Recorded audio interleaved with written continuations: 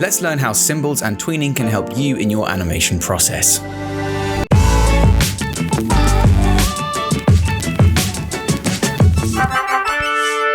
Tip Tut.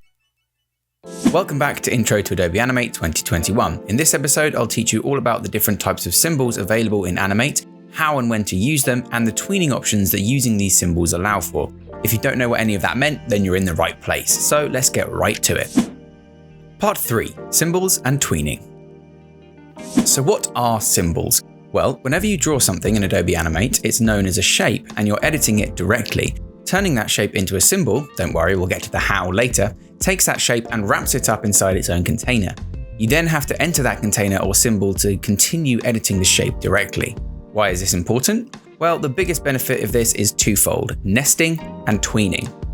When you make a symbol, the content is wrapped up and given its own timeline that works in tandem with the main timeline. This is known as nesting and allows you to easily loop, repeat, or select specific segments of that symbol's timeline and play them in your main timeline, a bit like pre-composing in After Effects if you're familiar. Basically, you can animate something once and use it over and over again, which is brilliant. Also, making symbols allows you to tween your animations. Tween is short for in between and allows you to give the computer 2 keyframes and let the computer figure out what happens in between. Aside from a very primitive form of shape tweening, which you can do on shapes that aren't symbols, all tweening in Adobe Animate is done on the symbol itself, not on its nested content. A great example of this is a walk cycle. Inside a symbol, you animate your character walking in place, then on your main timeline, you just do 2 keyframes and tween your character between them. The rest of the types, details, and limitations about symbols and tweens are best explained in the software. So let's jump right into some examples and then apply the relevant techniques to our animation. Okay, so here we are inside Adobe Animate. I'm going to take you first through the 3 types of symbols that you can create. Then after that, I'm going to be showing you the different types of tweens you can use to manipulate those symbols. We'll cover a few other things along the way, but that's the main section. And then once we've done that, we'll see how we can apply it to the animation we created previously, which was of our bouncing character here. We're going to turn him into a symbol so that we can manipulate him a bit better. Then we're going to add some more content into the background, which will add their own layers and their own symbols too. But before we get to that bit, it's best to explain how to actually use symbols.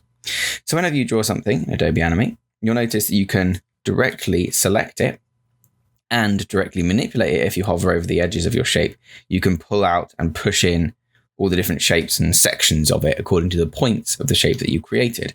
This is the same regardless of whether you've made it with the pen tool, the brush tool, the shape tool, whatever, doesn't matter. You end up with a shape that you can manipulate to your heart's content.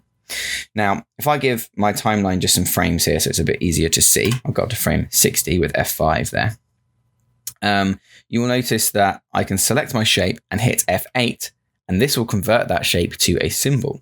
Now, the symbol, like we spoke about in the previous section, will wrap this up in its own container and give it its own timeline.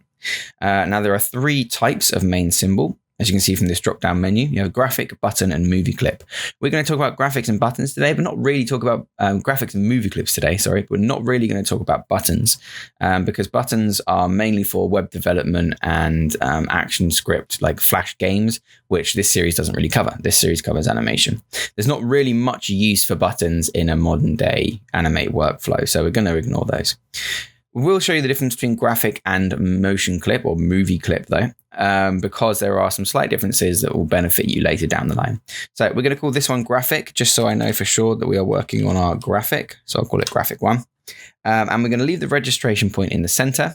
You don't really use that again for animation. You more use your anchor point, which you can manipulate separately.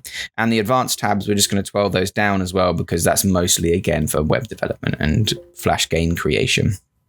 So we have our shape here, and now that we have turned it into a symbol, you'll notice there is a blue bounding box, a bit like the stuff I drew earlier. Okay, I can still manipulate this by squashing and stretching it, and positioning it however I want, but you'll notice that I can't now directly select the edges and manipulate the shape like I just did. Instead, it will just make me move it around. And that's because we've wrapped up everything inside a container here, inside its own symbol. So if you double click on that shape that you just made, it will take you inside the symbol, as you can see from this menu up here in the top left, and that will allow you, to directly edit the shape however you please, okay? And you'll also notice your timeline down at the bottom here has changed as well. And that's because every symbol has its own unique timeline, like we discussed before. So for example, if I go back to my main scene now, you can see that it's manipulated and changed that shape and it's respected it in the canvas. It's also added it as an item to our library. So I can drag that out from my library and add it to my stage as many times as I want. These are instances of the same symbol. So if I go inside any single one of them and I manipulate it, you'll see it will update on every single other symbol on the stage. Okay, quite useful. Now, what is the difference between a graphic and a motion clip or movie clip? Well, I'll show you. Go inside your graphic. I'm just going to draw a circle on our first frame. Okay, and on our third frame, because we're animating on twos here, like we spoke about in the last episode, I'm going to add a square. Okay, so now inside our graphic, we've got a circle changing into a square. Not very well animated, but it serves the point. If we go back to our main scene now, you'll notice that the timeline changes back to our main timeline. And if I hit play, it will flit and loop between those two shapes. Okay. Now, this is very useful because, like, for example, if this wasn't just a circle and a square, if this was, say, a stick man, and we can have him wave. Again, we'll not win any prizes for our drawings here, but you can see how we can now have our animation looping, and this can be quite useful. Good for walk cycles, good for repeating and looping animations, etc., etc. Essentially, you're wrapping up your own animation in its own symbol and then applying information to inside of and outside of that symbol. So graphics. What's the difference between a graphic and a movie clip? Well, if I drag out my graphic, I'm going to add a new layer on top, and I'm going to draw a red stick man. And this one can be, I don't know, tapping his foot angrily or something. I'm going to select him, and you'll see it's easy to see what is and isn't a symbol because your symbol has a blue bounding box and your shapes do not. If I select my shape, my red stick man, hit F8, and this time convert it to a movie clip, and we'll call this one movie clip 1, or newbie clip 1, apparently, and hit OK. I'm going to do the same thing inside this movie clip as I just did inside that graphic. I'm going to give myself a new frame to work with. And let's have him tapping his foot a little bit. Okay. So when I hit enter, I should expect this to play, but it does not. Okay. And that's the main difference really between a movie clip and a graphic in terms of working with one. Your movie clip will only play when you test your movie, okay? And then it will animate.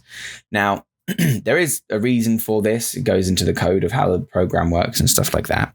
But the main thing and the main difference between graphics and movie clips is what you can do to the symbol itself. Okay, so if we go to our properties panel and I select my graphic, you'll see that we have some similar options regardless of the one that we select, but we do have some different ones as well.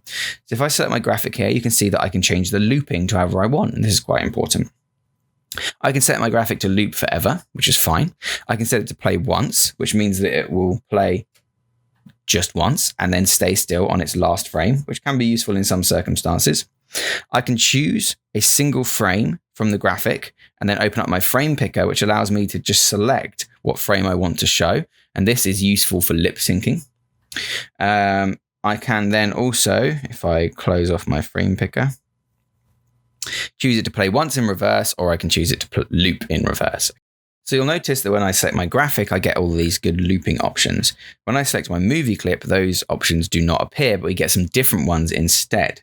Noticeably, under color effects for graphic, you can just change brightness, tint, advanced, and alpha, which, we explained a little bit about in the previous episode, but you can adjust the color essentially by applying a filter over your graphic.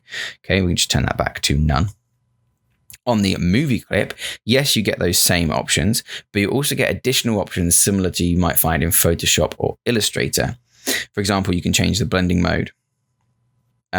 And you can add certain filters to your graphics. If I just blend those down, you can see, for example, I can add things like a drop shadow to my symbol but I cannot add anything like that to my graphic.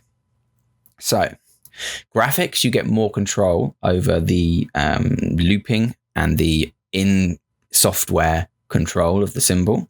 Movie clips, you get less control over that, but you get more control over the visuals applied to that specific symbol. How and when you should use them depends entirely on your project and what you're doing, okay? There are tons of filters that I'm not going to go through, but you can see what they do. If you just click them, you can add glows to the outside of your character, maybe in bright yellow, and just crank that up so you can see it. If you've worked in Photoshop or Illustrator, you'll understand these at a glance. If you don't, just have a play around with them. It really is that simple. I'll quickly show you a button, even though we're not going to use one. Maybe I'm going to just add, because you might find it useful. I'll add a rectangle with a triangle in it, and that's going to be like a play button. So I'll hit F8 and I'll turn that to a button. Buttons are quite unique in that they have their own specific timeline you can't change. There's just 4 positions: up, over, down, and hit. So you can say up is when the mouse is not touching the button. Over is when the mouse is hovering over the button. So I could change that to red there, for example. Down is what it looks like when the mouse has clicked the button. So you might scale it up a little bit. And hit is the area in which the computer considers the button. So you draw the area that you want the button to be. If I then go and test our film, you can see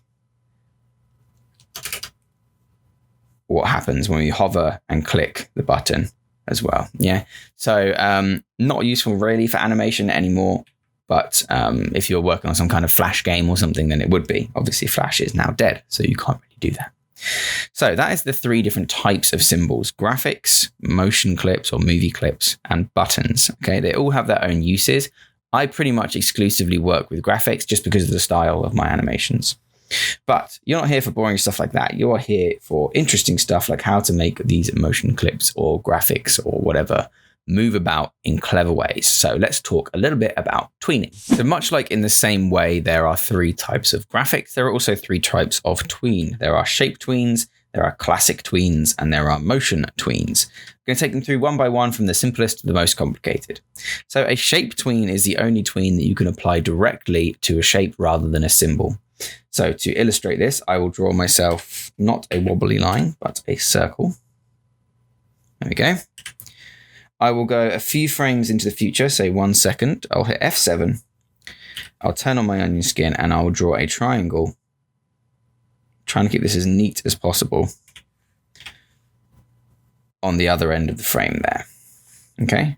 I'm going to use my Q tool, transform tool to just neaten up that triangle a little bit. There we go. And just to make it interesting, I'll also make it a red triangle. So now we have a black circle and a red triangle. I'm going to right click anywhere between those 2 keyframes and I'm going to choose create shape tween. And with the onion skin on, you can automatically see what it's going to do. It's going to generate every frame in between there to the best of its ability. Now, it's important to note that whilst the computer does its best to do this, if it's a complicated shape, it is not going to work on a shape tween. It's just impossible. The computer can't figure it out. Okay. For example, if I were to hide this layer and on the layer beneath it, do something like this. And then on the next frame, do something like this.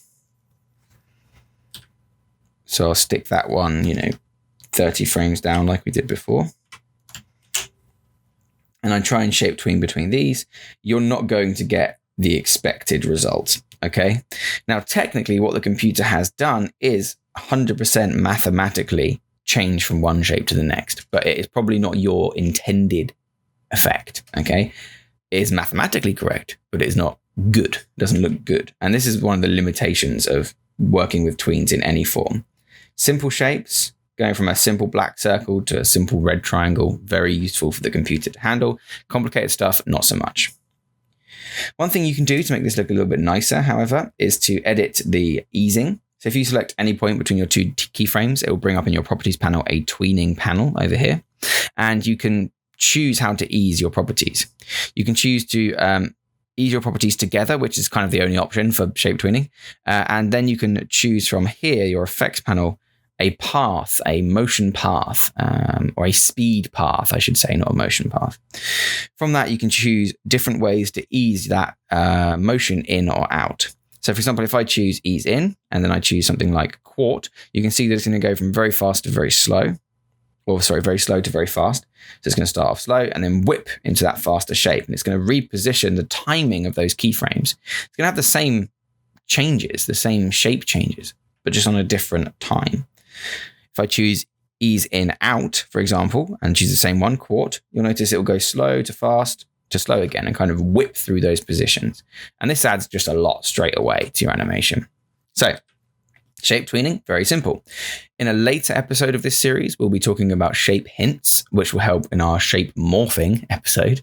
And that will help you with slightly more complicated shapes, but we'll get onto that later because it's a bit of a sort of rabbit hole. So that is our shape tweening, and the only type of tweening that you can do on a basic shape rather than a symbol. The other two types of tweening, classic and motion, which you saw when I right-clicked here, classic and motion tween, can only be done on symbols. So let's take a symbol. Let's draw a circle. Actually, let's just draw our stick man again. So we have our stick man here, okay? I'm going to hit F8 and I'm going to call him stick, G for graphic. And we're going to make sure he is a graphic so that he plays in our timeline. And inside this graphic symbol, we're just going to add, again, another frame where he is in a slightly different position. Okay. This section of the tutorial isn't really about beautiful animation. It's about teaching you the concepts. So please forgive my stick man. Okay. So our stick man is now just going to loop between those two positions, which is great. Okay. So if I position him over on the left here, and then over on a later frame, I'll hit F6 and I'll pop him on the other side of the stage. I can right click and choose create classic tween. And you'll notice a purple bar between our two shapes, between our two keyframes, sorry. And it does pretty much the same thing as the shape tween, apart from it's done it on the graphic itself rather than on the direct content. What this means is I can go inside this symbol, change the content however I like, maybe give him an actual face, poor guy. And you'll notice that the animation of him moving across the stage is completely separate from the animation of him inside the symbol. Very useful. You can apply the same types of tweening as you can with the shape tween. You can also, which you can do on a shape tween too, click this little pencil icon here to create a custom ease. Sorry, that window appeared on the other screen there. And you can adjust this however you like using the handles. And you can test it as well by just clicking the play button. So I'll just position that back to roughly where it was before. Hitting save and apply. Once you do that, it's interesting to note, if you select the eases again, down in custom, it will save that one. So if you're happy with it and you like it and want to apply it to something else, you can save your eases from there. Classic tweens, very similar to shape tweens, apart from you just do them on a symbol. Okay. Apart from that, not really much difference. You can add a rotation in. So you could say, you know, I want it to rotate clockwise one time during its transition, which it will then do. Quite useful for certain situations. And you've got all sorts of other things as well. You can orient a path, sync symbols, scale along path, all sorts of stuff. So here it will scale up from 0 to 100 if you select scale along path. Could be useful in certain situations, but if you're doing something that complicated, I would just animate it because you get lots more control. You can also see you have a orient to path option, which I can just briefly show you. If you draw a new layer with a sort of wiggly line on it, like so, and then you turn that layer to a guide layer by right-clicking and choosing guide, you can then drag your layer underneath it and it will sort of clip your layer to that guide. If you then position your character at the start of the line and the end of the line, you'll notice it'll work when the onion skin lines up correctly with your guide layer, and it will kind of snap to it a little bit. Like so. You see him snap there, and then he will move along the path like that, which can be quite useful. And then, of course, you just hide your guide layer, and you've got an orient to path, which can be pretty useful for certain situations as well.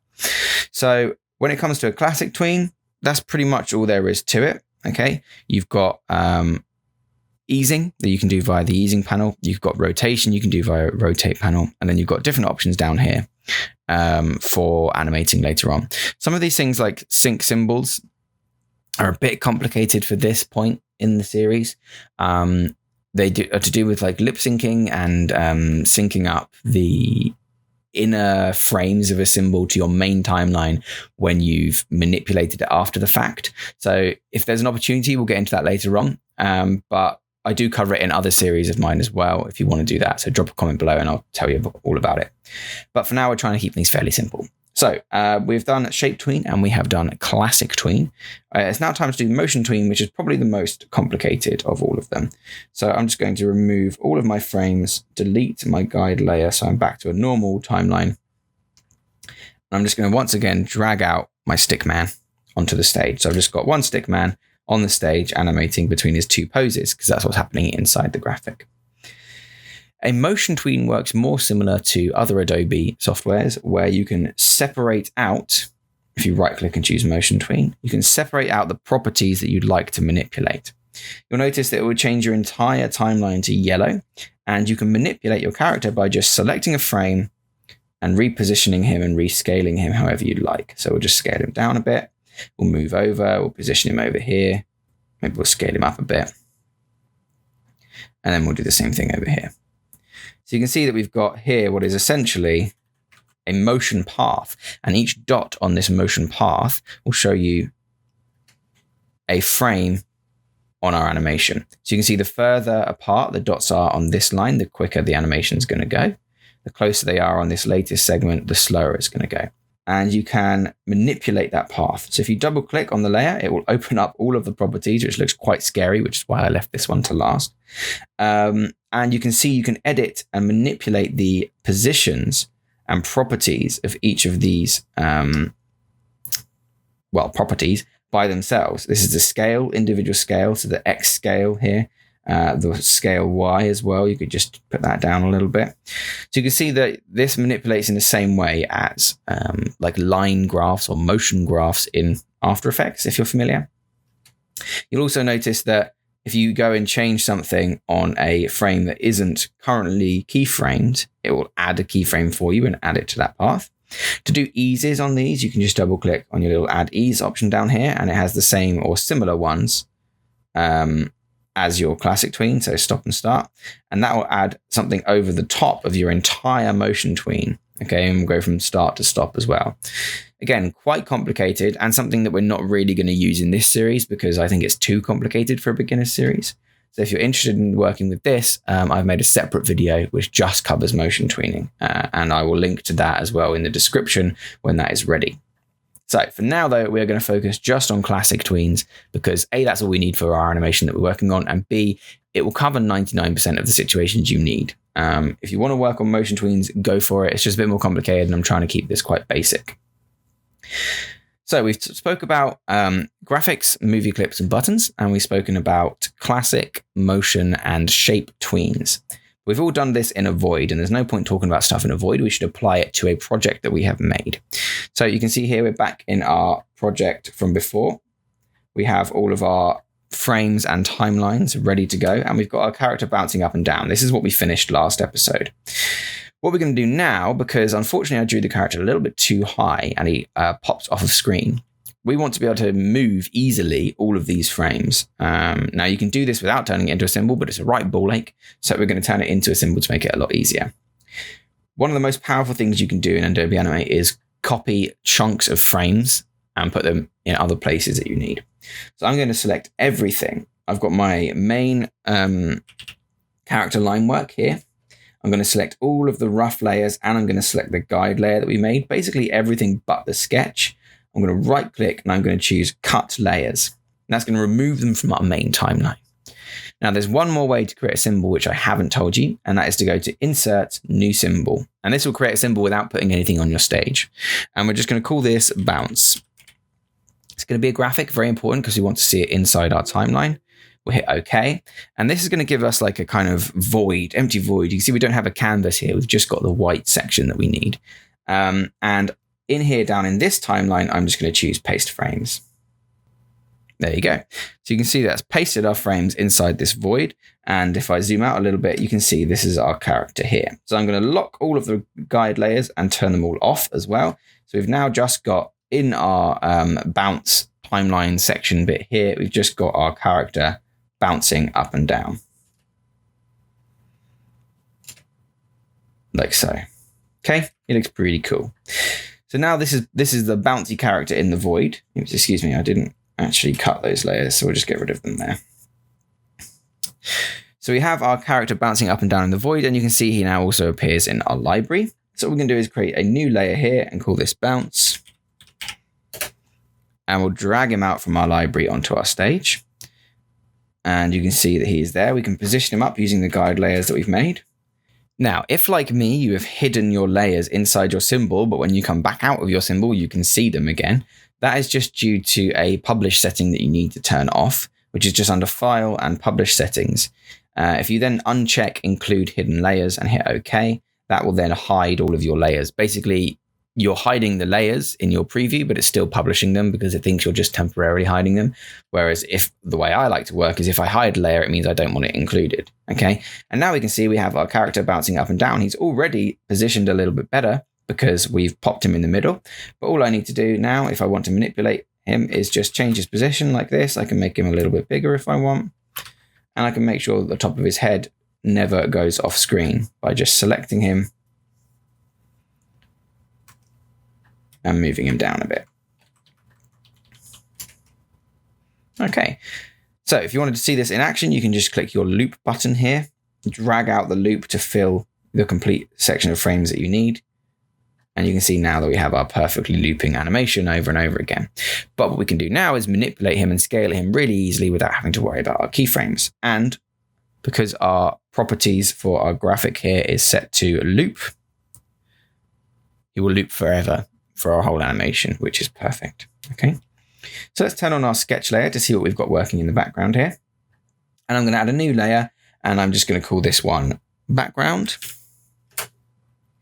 And we're going to start just drawing in the rest of our content. Now I'm going to lock my bouncing guy and hide him. And on the background layer, I'm just going to draw myself some lines for the mountains in the background. And you can probably guess what we're going to do next with them, which is convert them to a symbol. Now, if you have pretty much any static content in your animation, I would always recommend turning it into a symbol with F8, giving it a name, mountains, and then going inside that symbol to add layers, edit it, add colors, etc. The reason I say this is because if you leave it as a shape, you at some point are going to accidentally erase or select or delete a section of it, and then you're going to ruin your whole animation and to do loads of work to go back and actually fix it. If you convert it to a symbol, which is the main thing of converting it to a symbol, if I delete it, first of all, I can just undo it and I know that it's there again. But if I delete it accidentally, I can always just come back from my library and just drag it back out to the main stage. Okay. Also, if I grab my eraser tool and start erasing stuff on different layers, it's not going to affect anything in the symbol because the symbol is locked away and is kept safe. Okay. So what I'm going to do now in time-lapse mode is I'm just going to go through in different layers and add line outlines to all of the background and other elements, just so that when we come to our next tutorial, we've got some symbols to work with, but also because when we come to our next tutorial, we're going to have to be working with the camera. And when you work with the camera, it's best to have symbols ready to go so that when you position on their layer depths and things like that, they're all locked away and safe. So all I'm going to do is add a few more layers. So we've got background, which I'll just rename to mountains to make it easier. I'll draw a layer behind that for the sun and a layer behind that for the sky. So we'll call this one sky. We'll call this one sun. And then we need a layer in front of the mountains for the floor. and another layer in front of that for this guy in the background, which we'll just call man. And another layer in front of that for the grass, which we'll pop on top of the bounce layer, which is our bouncing man, because we want some tufts of grass. So in time-lapse mode, I'm just going to go through, draw these elements that I need on their own layers and turn them into symbols, and then we'll leave it there.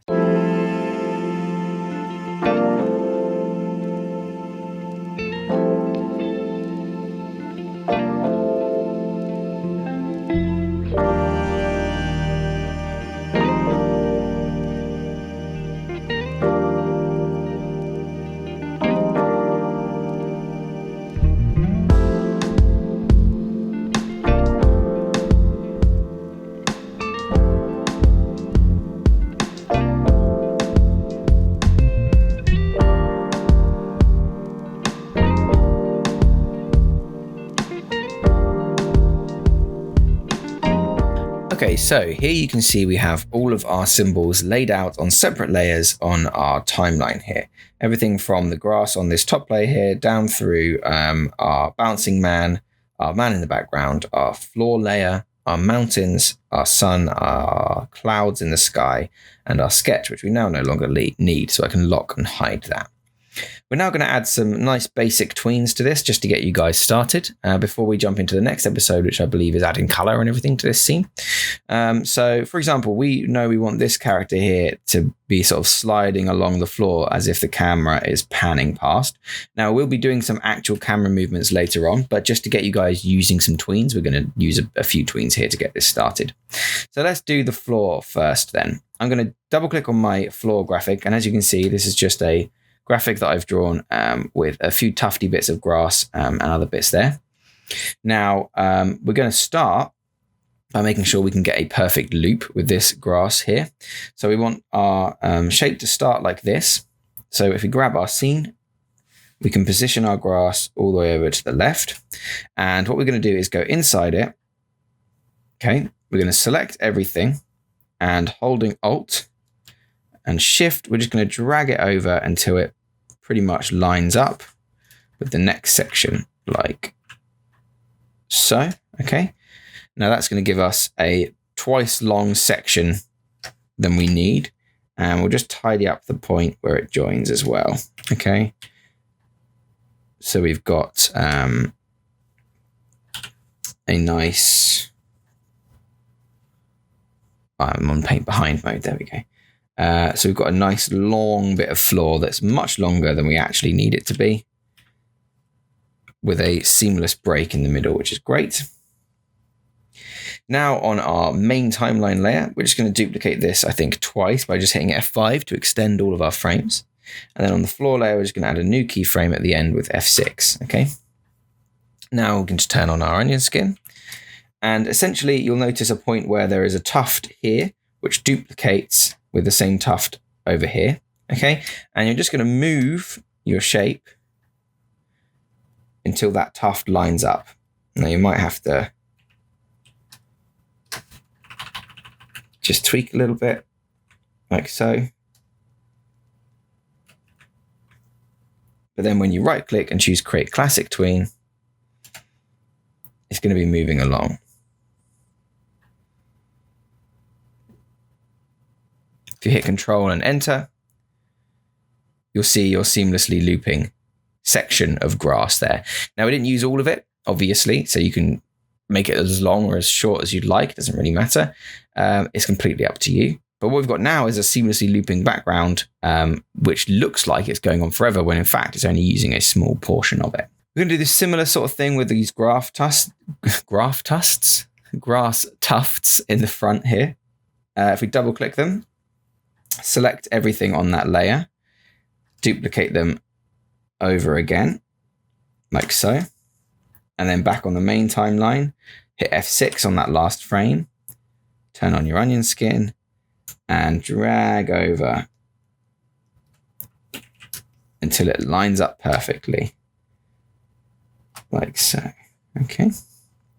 Go to Show Frame, right click, Create Classic Tween. Now, you'd want these to move faster, but because they're closer to the camera, but we're actually going to be doing that with like camera depth later on, possibly. So for now, we'll have them moving at the same speed. It's not really a problem. That's why it didn't look correct earlier, because the full loop wasn't working. I accidentally left my loop on. If you want them to actually move faster, what you could do is drop inside, duplicate a third copy of your tufts, and then on your final keyframe, have it line up with the third copy, like so. And then you've got it moving really fast. So faster because it's closer to the camera, or the camera, which we haven't made yet. We'll be adding a real camera to this later on. I will show you how to use a real camera. Whether or not we actually add one to this scene remains to be seen. The final one to do then is the man. Now the man we're going to do a little bit differently. We're going to start him off screen. Then he's going to end off screen, so we don't have to duplicate him. We are going to do something cool with frame picking, so that as he passes by, he's going to turn a little bit as well. So we're going to go to the start of our animation. He wants to be looking kind of the other way almost. So I'm going to go inside my symbol here. And if this is a little bit too confusing with all the background stuff in, you can go to View Preview Mode Full, or View Preview Mode Outlines, whatever one you want to help you see better inside that graphic there. I like to use it on Fast, because I think that works the best. If it's too distracting, what you can do is go to your library and open up the man there, and he'll be in an isolated environment. I prefer seeing him in the environment that we're going to be working in though. So it's completely up to you. Right, so we're just going to add perhaps 3 poses to this character.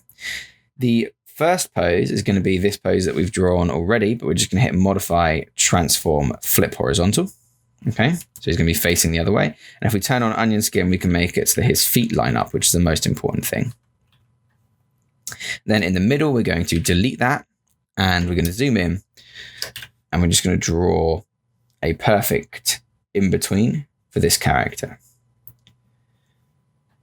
So we'll just draw his head, trying to get it exactly halfway between your blue and your green keyframes,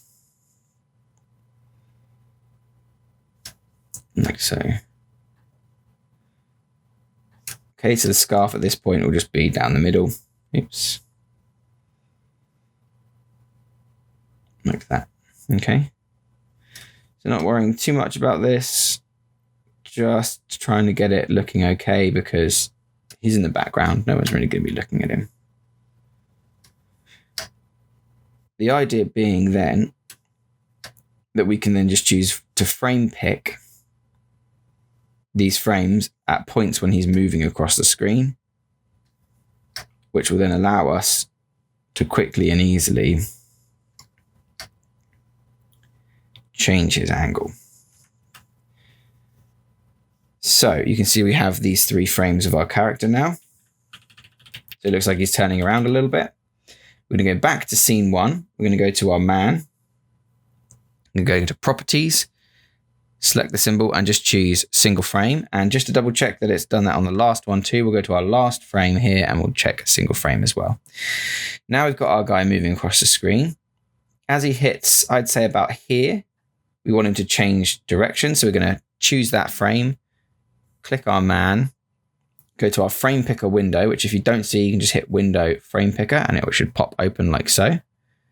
You select your symbol, and then just choose single frame, give him a keyframe there, and just choose number 2. Move along, I'd say to about here, hit F6, and choose frame 3. And now as he moves along, he's going to change direction. Nice and subtle, but because he's moving already, just adds a little bit extra to your animation. Okay, so let's hit save, Control Enter. And we've got our guy moving along in the background watching our dude. So as you can see, that's pretty much all there is to it. We're going to be adding all sorts of extra things as well, like color and proper stuff like that. But in terms of tweening and graphics and stuff, that's pretty much it. So I hope you've enjoyed this tutorial. I appreciate there was a lot of information in this one. So do feel free to go back, ask questions in the comments, watch it again. I always try and respond to the comments that you do leave, so feel free to do so. but also just have fun with it, explore. Maybe don't draw your man in the background, maybe have different grass tufts than mine, maybe add like a tree or something. Just basically explore and experiment and see what works for you. Next time we'll be adding color to this scene, which is one of my favorite bits, and then we'll be exploring further into the world of Adobe Animate. So thank you very much for watching, everybody. I hope you enjoyed this tutorial, and I'll see you all next time on TipTut. I'd like to say a massive thank you to my level 2 and above members: Ghosts, WN62, Anonymous, Melem Hoover, Maybe Sharma, Ralika M, Mun336, Ian Costello, Dushyant Sinj, DaVinci Goel, and Lone Wolf 16. Additionally, we hit 40 members of the TipTut Zone this month, so thank you so much to everybody that has joined. You truly are Tip Titans through and through. If you'd like to join the TipTut Zone and get access to a whole bunch of really cool perks, consider clicking that join button below.